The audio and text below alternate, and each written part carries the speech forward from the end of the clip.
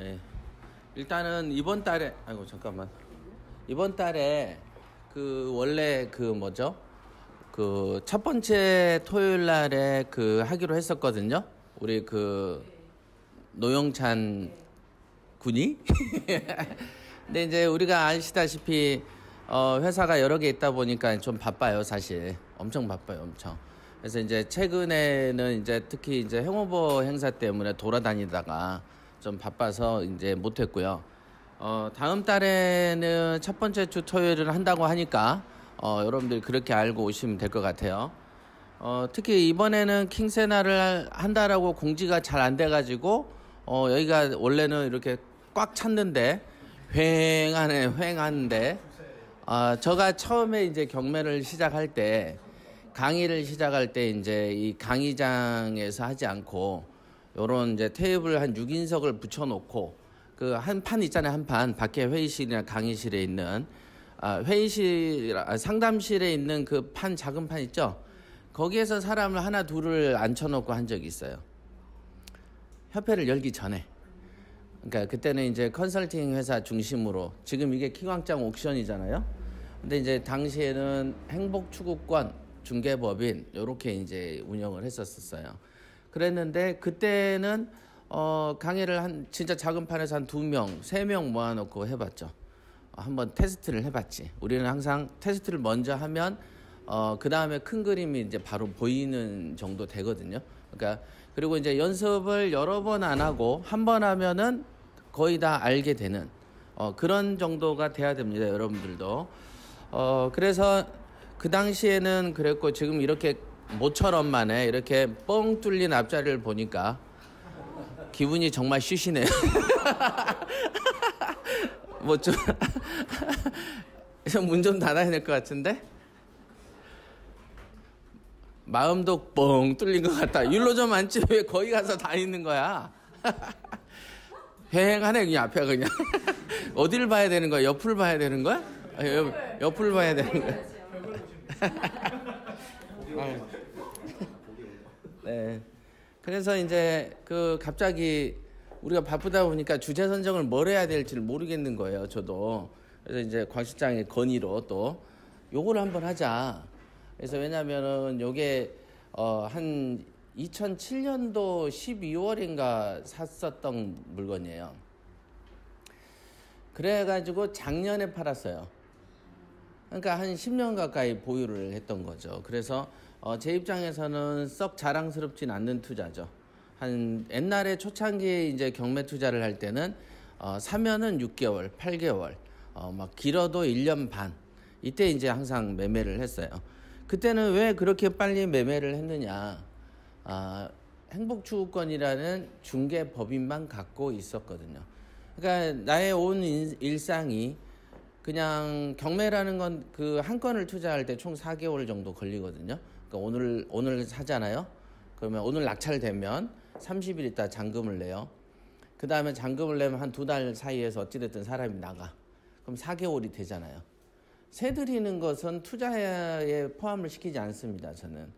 근데 이제 어떤 경우에 이제 교육을 하다 보면은 세를 들어오는 것까지를 투자라고 생각을 자꾸 하더라고요. 그죠? 여러분들이 연애할 때 여자랑 딱 사귈 때는 엄청 정성을 들였다가, 그 다음에 나중에 홀대하면 여러분들이 뭐라고 합니까?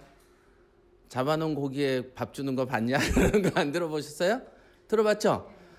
자, 미션이 어디까지가 끝이냐? 우리가 대학을 나와가지고 성적이 막 좋아야고 되고 직장에 막 취업을 해야만 대학을 나왔다고 보느냐? 아니죠? 대충 놀아도 수료증 주죠. 졸업증 주면 그걸 대학 나왔다 그런다고 말이죠. 이 경매에서의 투자의 시작하고 종료점은 항상 저는 어디를 잡았냐면 낙찰이 되면 끝. 이 정도로 인식을 했어요.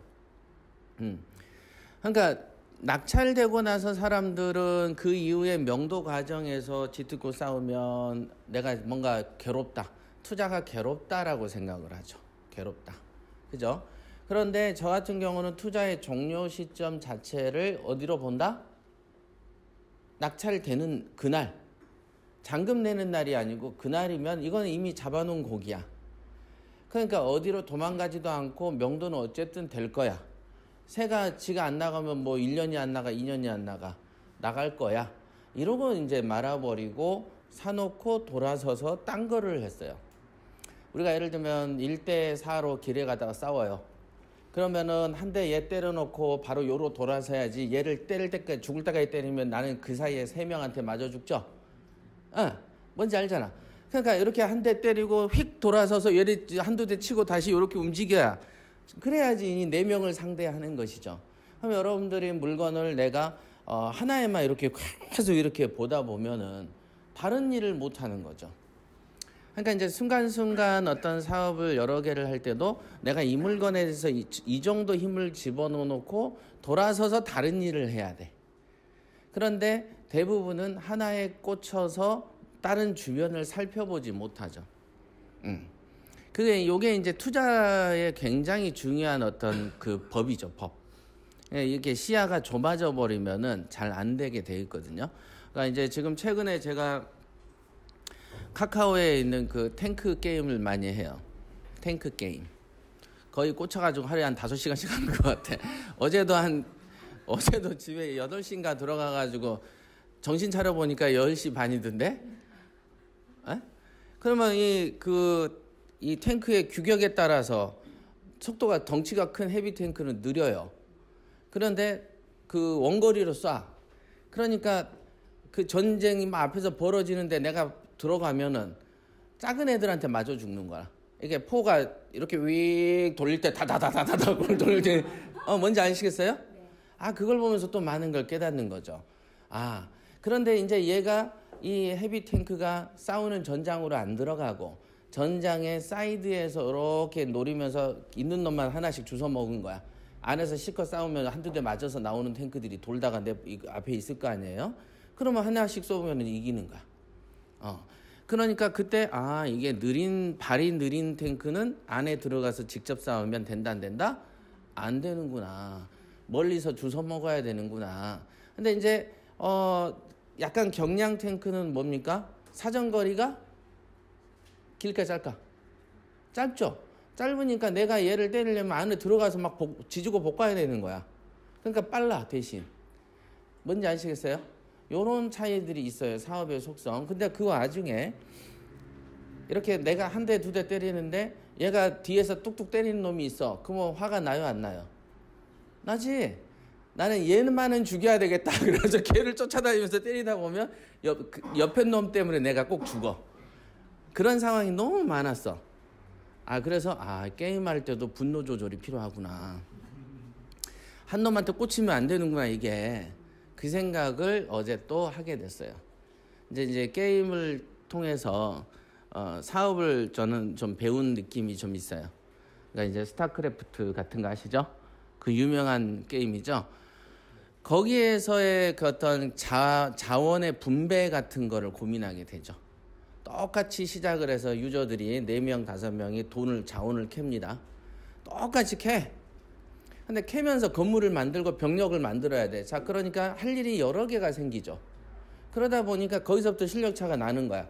돈만 모으는 게 중요한 게 아니고 모은 돈으로 하나씩 건물을 지어야 되고, 건물을만 많이 지으면 병력이 나와야 안 나와요? 안 나오지. 주어진 돈이 있으니까. 그래서 건물 하나, 두 개 했다가 병력 나오고, 자원이 모이면 또 하나 해서 병력 나오고. 그런 운영을 실패하면은 반드시 집니다. 그래서 여러분들도 예를 들면은 경매를 잘하고 싶다. 그러면 지금부터 뭐를 하라?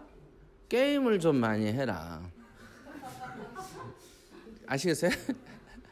이거는 저의 그 진심입니다. 저는 이제 영화를도 많이 보지만 가끔 저에게 물어요. 어떻게 그렇게 요령껏 잘하냐. 그러면 그 원인을 가만히 저도 생각해 볼 때가 있겠죠? 그럼 뭐겠어요? 책 보는 거 하고, 그 다음에 어떤 철학적인 거가 좀 있고, 그 다음에 하나가 어떤 게임이나 영화를 통해서 내가 고민했던 것들이 많은 것 같아요. 그래서 어떤 내용들을 가지고 주어진 자원을 어떻게 분배하고 운영하고 시간을 어떻게 효율적으로 쓸 것이냐에 관한 문제가 늘 대두되죠. 게임에서는 늘 그게 중요해요. 그래서 그 문제를 늘 달고 사는 거죠. 그러나 그렇지 않고 일반 여러분들, 교육생들을 제가 이제 가끔 상대를 이렇게 해보면은 시간은 관념이 없고 한 천년만 년 살 것처럼 행동을 하죠. 그죠? 앞으로도 한 200~300년 더 남은 사람처럼 행동을 해요. 그 다음에 돈도 한 200억씩 현금으로 있는 사람들처럼 막 살더라고. 그 다음에 어떤 투자를 할 때도 아까 말한 탱크 하나 쫓아다닌다가 정신 놓치는 것처럼 사소한 거 하나에 꽂혀가지고 투자를 망치기도 합니다. 그 사소한 거에 하나가 뭐냐면 최근에 이제 우리 그 기초반에서도 있어서 제가 지적을 좀 해드렸습니다만은 거기서 그 6개월 정도 공실이 있을 것 같다 그랬죠. 6개월 정도 왜 낙찰 가격을 왜 이렇게 낮게 쓰셨습니까? 그랬더니 사놓으면요 수리비도 좀 들어갈 것 같고요. 그 다음에 한 6개월 정도 공실일 수 있는 공실이면 어떻게 됩니까? 은행에 대해서 이자를 부담해야 되잖아. 그것도 이자도 있어야 될 것 같고요. 어쩌고 저쩌고 해서 싹 빼고 차 띄고 포 띄니까 금액이 거의 최저가에서 붙어 있는 거야. 이 정도는 써야 제가 남을 것 같아서요. 그러니까 내가 그런 얘기들을 막 들어보면 그게 뭡니까? 제일 중요한 건 뭐죠? 경매에서는 낙찰 아닙니까? 낙찰이 안 될 요소만 쌓는 거죠. 그러니까 이제 작은 데 집착하는데 사실 그러다 보면 낙찰이 안 되는 거죠. 그렇게 되는 거예요. 그렇게. 그래서 더 큰 그림과 더 큰 목표를 놓치는 원인이 뭐냐면 시야가 좁아서 그렇다. 이게 더 중요한 거를 알아야 되죠. 더 중요한 거. 자, 그런 거에 대한 얘기를 이제 오프닝으로 이렇게 설명해 드린 거예요.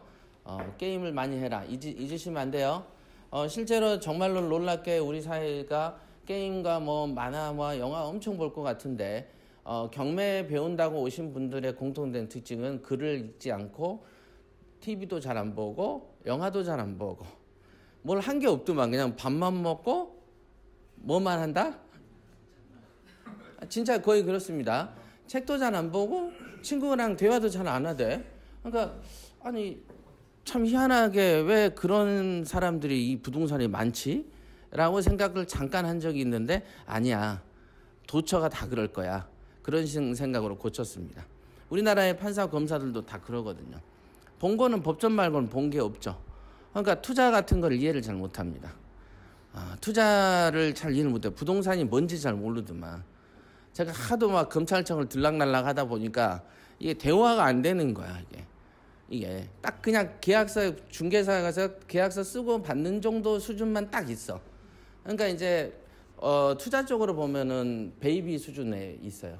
그러니까 이해도 세상에 대한 이해도 자체도 낮고 제가 보니까. 근데 그런 사람들이 어떤 재판들을 하니까 지 마음대로 재판이 되기 시작하는 거죠. 역시 한 번 사는 세상이면 통찰력이 있게 크게 살아야 되겠다는 생각을 자꾸 하죠. 그러니까 결론적으로 뭘 많이 하라고요? 게임을 많이 하라고 얘기해 줬어요. 난 분명히. 오늘 킹사다에서 핵심은 게임을 많이 하는 게 좋다. 이렇게. 그래서 이 투자 자체는 왜 저한테는 그다지 아름답지 않는 투자냐면은 뭔가 이 계산 착오가 하나 있었어요. 요거는 이게 이제 부산이에요. 저는 이제 이상하게 그 부산에 대한 묘한 향수가 있어요.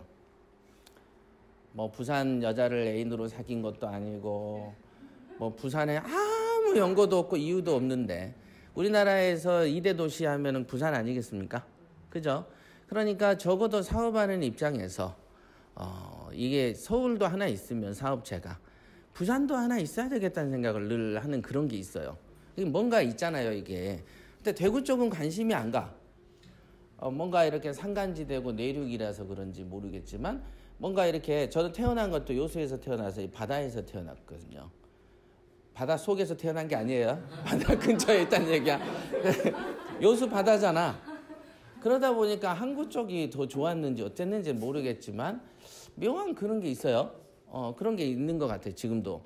그래서 우리 킹왕짱 옥션에 이제 협회 킹왕짱 경매학원이라는 거가 있는데 그거를 반드시 1호점은 부산에 꼭 내야 되겠다.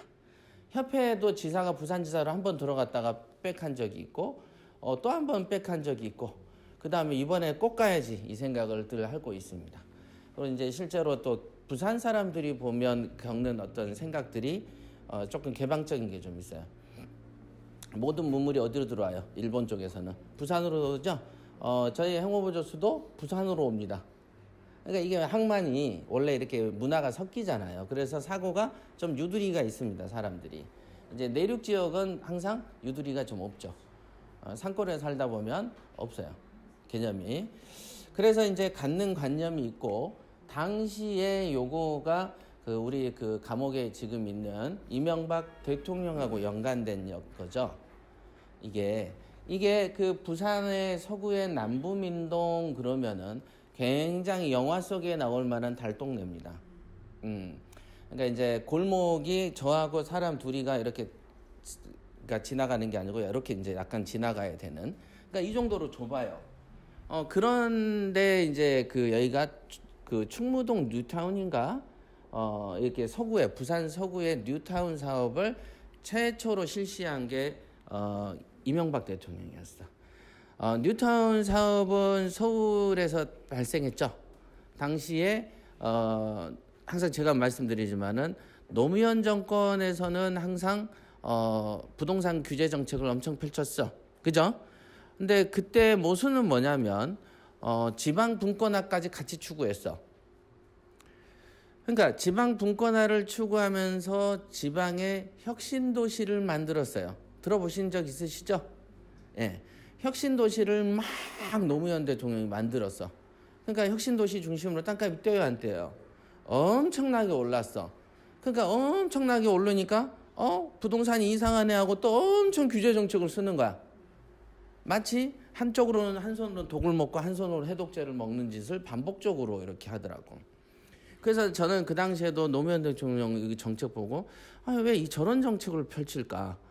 부동산을 이렇게, 그러니까 그런 것 같아. 단기간에 내 대에서 수도도 이전해버리고 지방을 확 띄워버려야 되겠다. 이런 생각을 한 것 같아. 서울의 힘을 확 빼고 이렇게 하는 거를 단기간에 하려다 보니까 폭등이 어마어마하게 있어버렸죠. 막 엄청나게 올랐어 그때. 근데 정책을 막 1가구 2주택 3주택에 대한 규제를 막 펼칠 때, 그때 이명박 대통령이 뭐 했었죠? 서울 시장을 했잖아. 기억하십니까? 자, 요런 거를 많이 들어봐야 이게 부동산의 흐름을 이해를 하는 거죠. 그래서 그 당시에 서울 시장을 하면서 했던 게 또 뭐죠? 뉴타운 사업 했잖아. 이명박은 뉴타운 사업 아니에요. 그러니까 그때 이제 구마다 전부 다 뉴타운이었어. 그때는 이제 재개발, 재건축이라는 언어가 좀 촌스럽다 이거잖아. 그래서 뉴타운, 딱 그럼 25이잖아. 25예요. 그래서 서울 사람들이 각광을 했죠. 사실은 청계천도 복원하고 뭐 그 당시에 뭐 전기세가 한 달에 5억씩 든다. 그죠? 물을 끌어다 드리고 붕어 같은 거 사다가 푸는 돈만 해도 얼마냐. 뭐 이런 비판도 있었지만 어찌됐든 지역 자체가 좋아진 건 사실이에요. 깨끗해졌어. 적어도 서울이고 광화문 앞인데 지저분한 것보다는 깨끗한 게 좋죠. 외부적으로 볼 때. 그런 어떤 뉴타운 쪽으로 서울 25개구를 다 들썩거려 버리니까 노무현 정부가 아무리 부동산 약을 투자해도 밑에선 독을 먹어야 되니까 안 돼 버리는 거야. 그죠? 뭐 우리가 병을 나으려면 독을 먹던 독을, 폐암을 나으려면 담배를 끊고 약을 먹어줘야 돼. 담배를 피면서 약을 먹은 격이 있죠. 그러니까 이게 안 되게 되어 있었다, 이게. 그러니까 저는 그걸 계속 보면서 왜 이 짓을 반복할까, 이 인간들은. 그래, 나는 뉴타운이 된다고 하니까 경매나해서 돈이나 벌어야지 해서 돈을 엄청 벌었지, 그때 또. 이게 많이 사놓으면 그냥 올라. 감정 가격이 항상 시세보다 낮았어요. 항상. 감정가가 1월이면 판매는 한 7, 8월이죠. 우리가 살 때는. 그러니까 감정은 1, 2월 전에 한참 전에 해놓고. 그러니까 그 시간 안에 부동산이 오르는 거라. 그래서 이제 사실은 이제 노무현 정권 때 돈을 많이 버셨어요. 강남 사람들도 엄청. 그러는데 참 웃긴 거는 그 돈을 많이 벌게 해준 대통령이면 좋아야 되죠. 근데 그 엄청 까는 거야 또. 그래서 난 그 모순들이 정말 왜 한국은 이렇게 미친놈들만 사는 걸까라는 생각들을 많이 했었어 그때.